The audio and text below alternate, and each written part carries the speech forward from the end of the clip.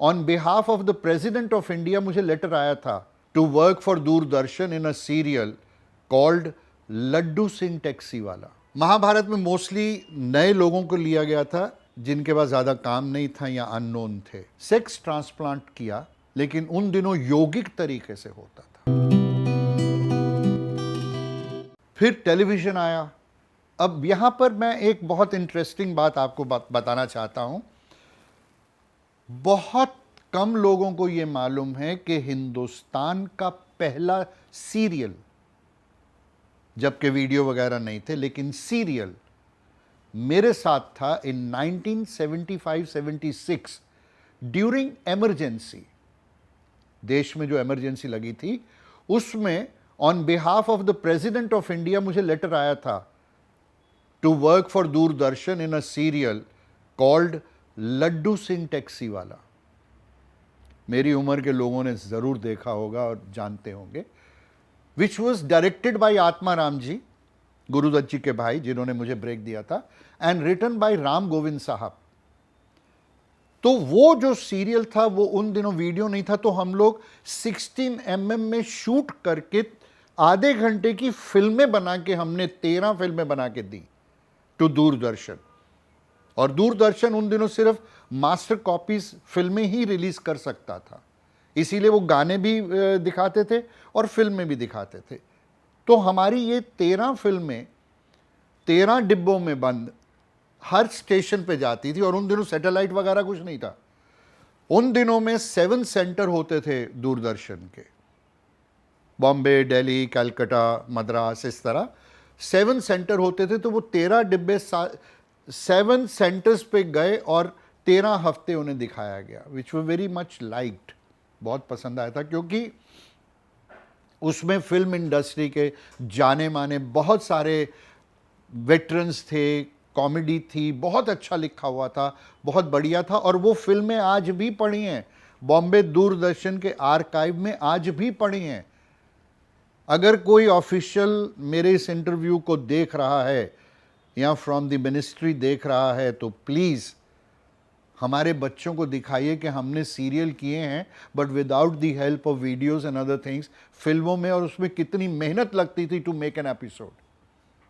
दिखाइए, let people know, let us be nostalgic about it। तो मेरा पहला सीरियल लड्डू सिंह टैक्सी वाला था। धीरे धीरे फिर टेलीविजन ने ओवरटेक करना शुरू किया, तो बुनियाद और नानी माँ, दादी माँ, कुछ ऐसे सीरियल आए, बहुत सारे नुक्कड़, बहुत सारे सीरियल आए। लेकिन शुरुआत हमसे हुई थी। उसके बाद फिल्में चलती रहीं, टेलीविज़न चलता रहा। महाभारत आई मेरी लाइफ में। महाभारत का भी एक बहुत अच्छा किस्सा है। किस्सा ये है कि महाभारत में मोस्टली नए लोगों को लिया गया था जिनके पास ज़्यादा काम नहीं था या अननोन थे। और मेरे लिए कोई ऐसा रोल निकल नहीं रहा था। तो रवि चोपड़ा बहुत अच्छे दोस्त थे मेरे, बहुत प्यारे, बहुत नज़दीकी दोस्त थे, और उनके साथ मैंने फिल्में भी की थी महाभारत से पहले। And I was a very well known actor. तो मुझे एक दिन रवि का फ़ोन आया, मैं गया, मिला, तो मुझे उन्होंने सुदामा का रोल दिया, कृष्ण के दोस्त सुदामा का। और बड़ा अच्छा रोल था, बड़ी डिटेल में था कि कैसे सत्तू लेके सुदामा जाते हैं, वो पूरी कहानी थी सुदामा की। लेकिन जब वो सीरियल शुरू हुआ तो दूरदर्शन वालों ने कहा कि चोपड़ा साहब को, राही मासूम रज़ा साहब को कहा कि आप जो साइड की कहानियां हैं महाभारत की, उन पे ज़्यादा गौर मत कीजिएगा, क्योंकि नहीं तो बहुत एपिसोड बनाने पड़ेंगे, 500-700 एपिसोड हो जाएंगे। तो आप मेन कहानी पे रहिए, तो मेन किरदारों के साथ ही चलते रहिए। वो मेन किरदारों के साथ चलने के चक्कर में सुदामा का कैरेक्टर ऑलमोस्ट कुछ नहीं रहा। तो थोड़े एपिसोड्स में आया, मुझे रवि ने सॉरी वॉरी कहा, यार लाले नहीं बन रहा, ये हो रहा है, ठीक है, part of life, you win some, you lose some. मैं चला गया, बात ख़त्म हो गई। महाभारत सुपरहिट हो गया, चलता रहा चलता रहा चलता रहा। फिर एक दिन फ़ोन आया कि आपको बीआर ऑफिस में बुलाया है। मैं चला गया तो मुझे वहां पर यह पता लगा कि एक रोल और आया है जो सिर्फ मेरे से करवाना चाहते हैं सब लोग, इंक्लूडिंग राही मासूम रजा साहब, और वो रोल था शिखंडी का। और बहुत ही डिफिकल्ट रोल था।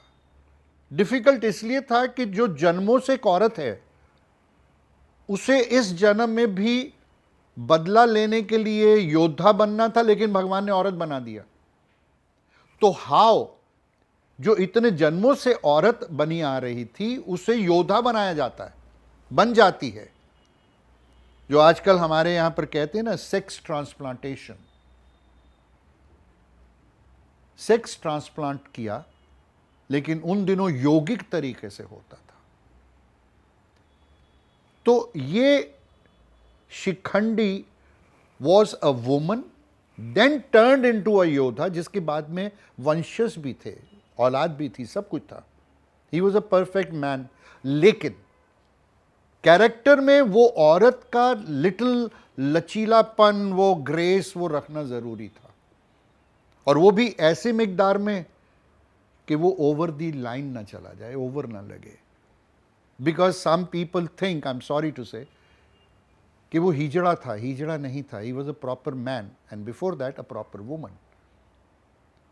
तो उस बैलेंस को रखने के लिए जब राही मासूम रजा साहब ने मुझे नरेशन दी थी, और वो बदले की भावना के भीष्म पितामह से वो बदला लेने के लिए उसकी मौत का कारण बनता है, तो यकीन कीजिए जब वो रोल इतना फेवरेट हो गया मेरा कि जब भी मैं वो योद्धा के कपड़े पहनता था, शिखंडी के कपड़े पहनता था, मेरे मन में आग सी जलती थी कि भीष्म पितामह को तो खत्म करके रहूंगा। वो असर राही साहब की नरेशन से हुआ, और वो परफॉर्मेंस जब मैंने की, दोनों चीज़ों को, ग्रेस और वो गुस्सा, दोनों चीज़ों को मिला के जब मैंने उसे परफॉर्म किया, तो believe me, as an actor you can understand कि व्हाट एन एक्सपीरियंस मुझे हुआ होगा, क्या रूहानी शांति मिली होगी, सुकून मिला होगा वो रोल करके। तो एक एक्टर के लिए हर कैरेक्टर एक चैलेंज होता है, एक नयापन होता है, एक जीने का साधन होता है। तो ये कहना कि मेरा वो रोल फेवरेट था, मेरा वो रोल फेवरेट था, मेरे हिसाब से गलत है। आई इंजॉयड। मैंने अगर कहीं छोटी सी कव्वाली, अभी रिसेंटली मैंने कव्वाली देखी, चोपड़ा साहब के महाभारत से पहले एक और सीरियल था, बहादुर शाह जफर, जिसमें अशोक कुमार जी दादा मुनि बहादुर शाह बने थे। उसमें मुझे एक सिर्फ कव्वाली के लिए बुलाया था। वो कव्वाली मैंने जाके की थी, आप देखिए वो कव्वाली। सो मेरे लिए वो कव्वाली भी एक एक्सपीरियंस था, एक रूहानी एक्सपीरियंस था। एज एन एक्टर एक वेरिएशन थी। So favourite, I don't believe. I believe in performance. I believe in believability. I believe in spontaneity. I believe in now.